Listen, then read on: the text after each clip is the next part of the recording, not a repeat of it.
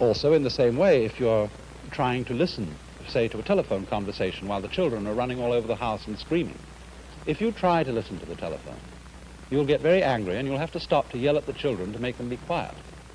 But on the other hand, if you just let the sound come to your ears, you'll have no difficulty at all in hearing. So, you remember then that heron I showed you. When that heron was watching for fish, it wasn't sort of going like this, looking all over the place for what, fish here, fish here. No, heron is just quiet like this. And as it were, the whole area of vision is simply coming to the heron's eyes.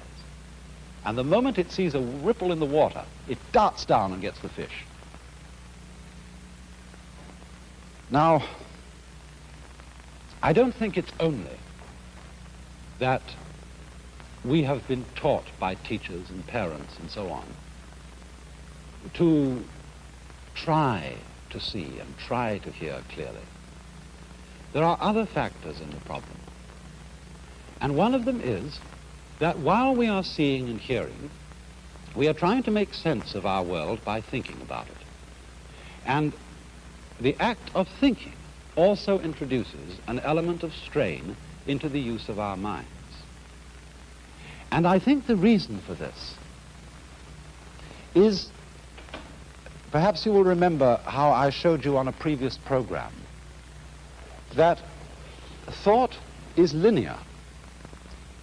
You know, it goes one word after another. It's strung out in a line. We think thought, thought, thought, thought, thought in a line like this, one after another. Whereas when we see to what is going on entirely.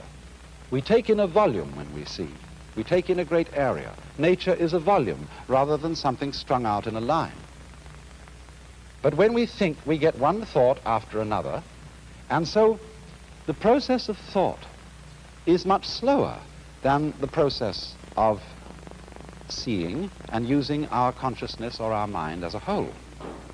And this then requires a certain effort to make thought keep up with what we are seeing or what we are hearing.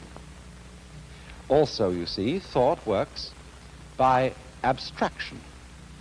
What do I mean by abstraction? Well, a lot of Chinese characters are abstractions. If we take, for example, the Chinese character for man, it is written this way. Now, that was originally the head and legs of a human figure,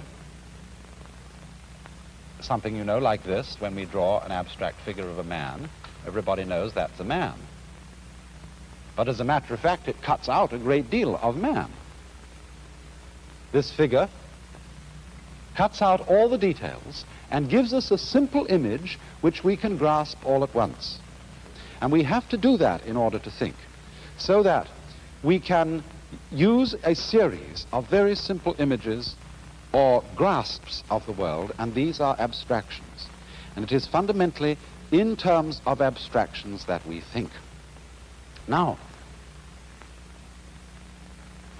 thought, as I said, is slower because it goes in a line, thought after thought.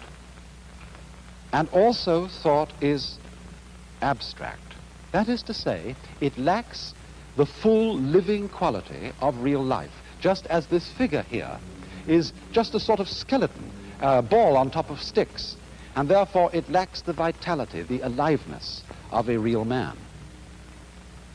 Now, the more we tend to live in a world of thought, the more we tend to live in an abstract world that is removed from and has a gap between it and the real world of nature. And as a result of this, we tend to live in a world that is in some ways unsatisfying, lacking in vitality and life.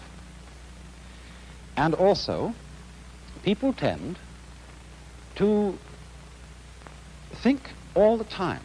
This becomes, for every civilized community, every civilized person, a sort of habit, which is like constantly talking to yourself.